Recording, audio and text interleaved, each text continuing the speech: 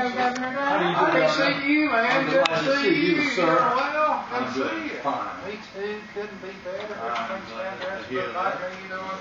Let's wave everybody. If I try to shake hands, that takes another 15 minutes. So, you doing all right? You doing? Hi. Governor Ramsey. The 20-year history, go through it year by year. Yeah, we are. It's a list. I think you know why we're here. It's to ask you to support the Forever Green Tennessee campaign and restore the Tennessee Real Estate Transfer Funds. And we're so honored that Governor Dunn was able to come and meet with you here. And Governor Dunn, would you say a word about the funds or about why it's important for you? Well, I'd be glad to, but first of all, I just got to say how happy I am seeing we're close friends. We are. But we don't have opportunities to visit often. He's engaged in a little side endeavor.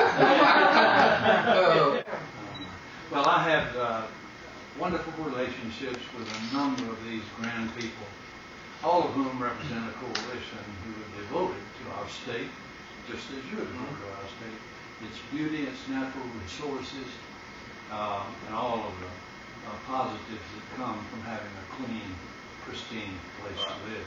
Anyway, you probably are fully aware of the real estate transfer tax that has been in place for many years, which in 1991, Governor McWhorter and the legislature chose to adjust slightly, positively, and to dedicate those funds that were added to the fee exclusively to the work of devoted to our natural heritage. That was 91.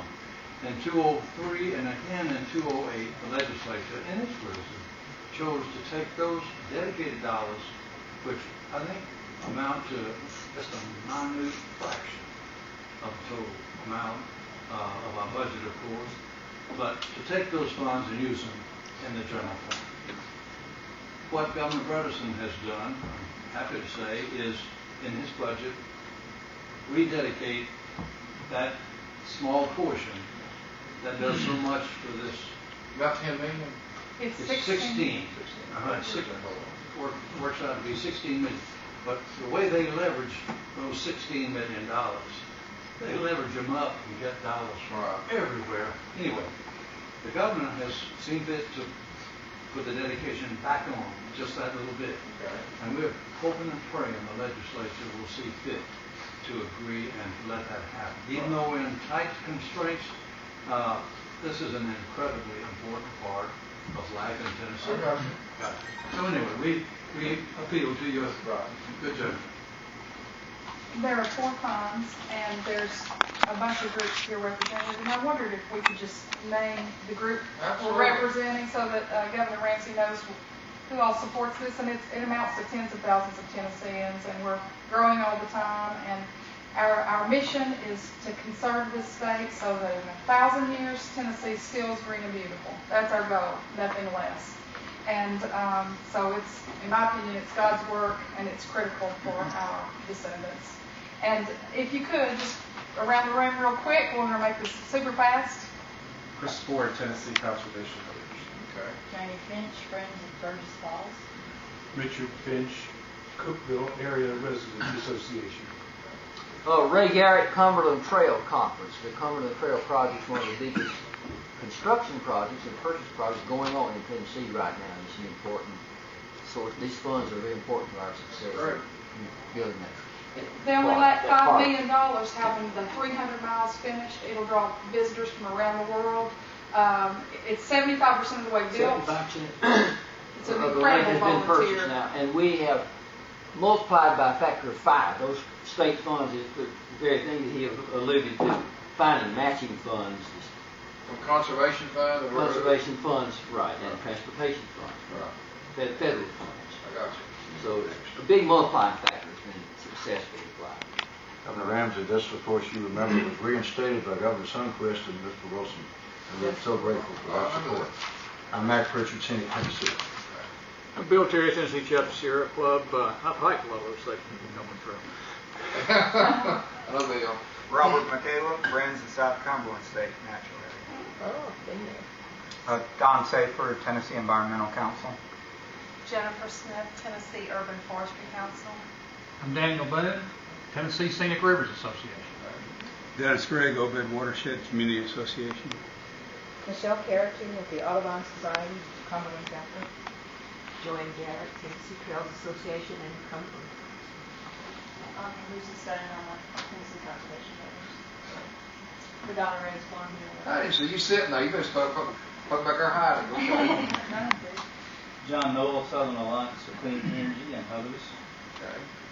Gina Hancock, Financial Conservancy. Robin Grubb, Tennessee Recreation and Parks Association. John McFadden, Tennessee Environmental Council. Kathleen Williams, Tennessee Parks and Greenways Foundation. Ed Carter, Wildlife Resources. We'd like for you to endorse the restoration of real estate transfer. I endorse that. Right now, when we get into budgetary things, as you said, I don't make 1,000 promises to anybody. I make it to somebody every day. Obviously, the governor put it back in his budget. That's a good sign to start off with. That means we have to take an action to take it out instead of taking an action to put it in, and that's much harder to do.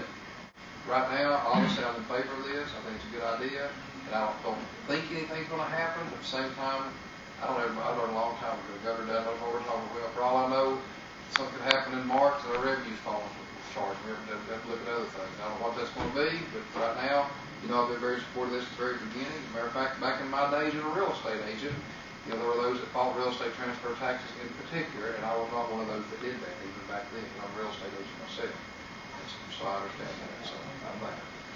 So we do it. Yes, sir. Well, from one real estate agent to another, recognizing the value of the dollar, those funds are able to leverage. I understand that. Almost, it's extraordinary how much they do, but they also have just done a study that Jim Fike is rolling out today, which will be distributed to you, that essentially shows that a state dollar that is invested, $1, is invested in the public land and the infrastructure around the preservation of and the implementation of our park systems and things like that, comes back as $37. So $1 makes $37, and with funds that can leverage additional acquisitions and additional protections, those funds will then decrease. So it seems prudent to restore. I understand. But I lift up, I am against mountaintop removal. Okay, you got that? Perfect. I don't want mountaintop removal. There's not mountaintop removal in Tennessee. There's not. And you can say it all you want to. There's not. This ultra liberal writer that said Ron Ramsey for mountaintop removal. I've never said that. I didn't even come close to saying that. I'm against it. It's not going to happen in Tennessee. We got to work out some kind of compromise on this because we got to keep mining coal. We do. There's a balance here. You know what I'm saying? And so I think I'm a very reasonable person. That if I see something wrong, like I think it was in Shady Valley, I'll be the first one to step up and say I think it's wrong. But at the same time, I want to help y'all any way I can because I believe in the natural resources. We have the most beautiful state in the Union, and I live in the most beautiful part of the most beautiful part. So I want to protect it any way I can. Yes, sir.